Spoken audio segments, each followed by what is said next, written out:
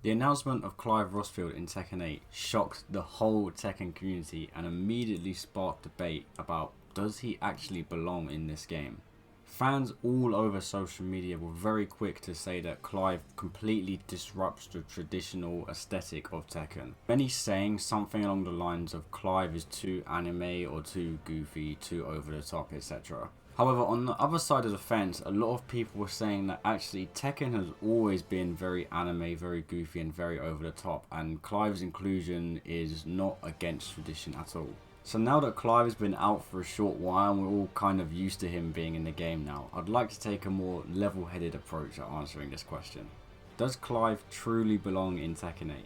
Unlike a lot of fighting games, Tekken is a martial arts game. What I mean is that even to this day, most of the characters do use a real life martial art, so even though their strength is obviously superhuman by our standards, they do use a martial art. And Tekken has always taken really great care to show respect to the martial arts that are in the games. You can find countless videos on YouTube of comparing Tekken characters and their moves to real life counterparts. But of course, there are always exceptions to any given rule, and Tekken's no different. People will often cite characters like Devil Kazuya, Kuma, and Yoshimitsu as over-the-top wacky characters as proof that a character like Clive is not out of place in Tekken 8. Though I think if we're being honest with ourselves, those sorts of characters were always outliers in Tekken. And even a character like Devil Kazuya still used martial arts. He still used moves that you could see in real life.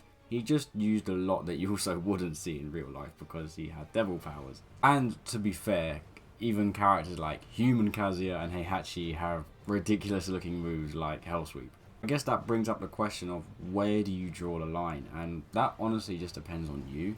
A lot of people would think of a game like Tekken 4 as very grounded because even the final boss in that game is Heihachi rather than like Ogre or Devil Kazuya.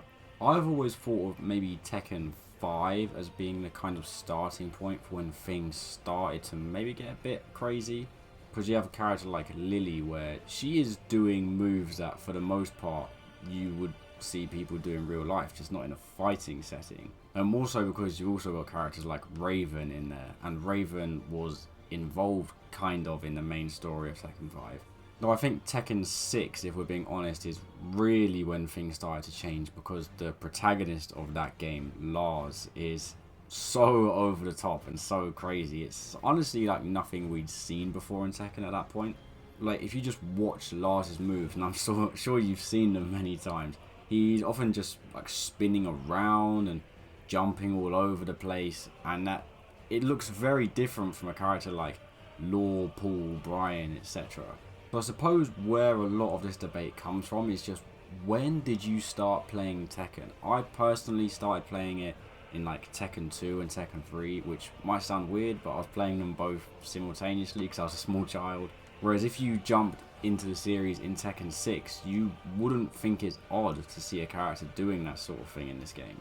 And this only became an even bigger talking point in Tekken 7 because now Claudio, and he's in the main story as well, his moves do look pretty refined for the most part, but as far as I can tell, he doesn't use anything that resembles a real martial art. Correct me if I'm wrong in the comments. And he also had the introduction of Noctis from Final Fantasy as well. There were obvious parallels to be made between Noctis and Clive. They're both Final Fantasy protagonists and they're both extremely over the top for Tekken, like with their teleportation and whatnot. So with Tekken 6 and then Tekken 7, I think I speak for a lot of old school fans when I say that we were kind of concerned about the aesthetic direction of the Tekken series moving forward. And honestly, this didn't change in Tekken 8 at all, because look at Victor. I honestly don't like Victor, I'm just going to be honest. Victor is another teleporter, and he's another character that has moves that look quite refined, but just look really out of place in my opinion in the Tekken world. And now Clive as well. I think the main point for me is that characters like this used to be exceptions to the rule, and they were also not as over the top as these guys are. Whereas we've now got more characters like this being introduced into the Tekken series in relatively modern times, and they're even crazier than the goofy, over-the-top characters we saw before. I should mention as well that a lot of people point towards the Tekken 8 story mode, so spoilers if you've still not played that, you definitely should, by the way. We see in that game that you've got Devil Kazuya in his final form, as well as Angel Jin. They do probably the craziest, most over-the-top stuff seen in any Tekken game ever. And I'll be honest with you, I did enjoy the story mode, including their final fight, but pretty much the whole time I was thinking to myself, how did we get to this? Like, if you remember the first time that Jin and Kazuya had a fight chronologically in Tekken, it was in Tekken 4. And there was nothing like what we saw in Tekken 8. I personally just much prefer the base form of Devil Jin, like his normal Devil Jin form, as well as Kazuya's regular Devil form. I just think the other forms are way too over-designed and just way too over the top for the identity that Tekken set itself when I was growing up. Obviously, if you started playing Tekken in Tekken 6 or any game that came after that, this stuff is not going to be that strange to you, I imagine. As far as you're concerned, the identity is that characters like this do exist, and that's normal. There is also the other point that Clive is a guest character. He's not a part of the Tekken universe exactly. You know, it's very unlikely that Clive will return for any future game. And there is the argument to be made that with guest characters, anything goes. I mean, we had Gon in Tekken 3, and while he's not over the top in the same way that Clive is, he does look ridiculously out of place. Even though there are other fighting animals, Gon, for starters, is a dinosaur, and he's extremely small.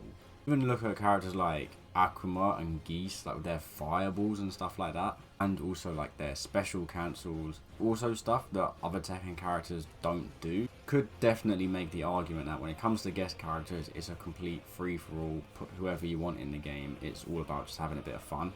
But at the same time, there's people on the other side of the fence who say that even a guest character should fit the aesthetic of the game. I suppose we're at a point now where the aesthetic of the game is that characters like Claudio, Victor, Clive, Noctis do fit the game, whether you like it or not.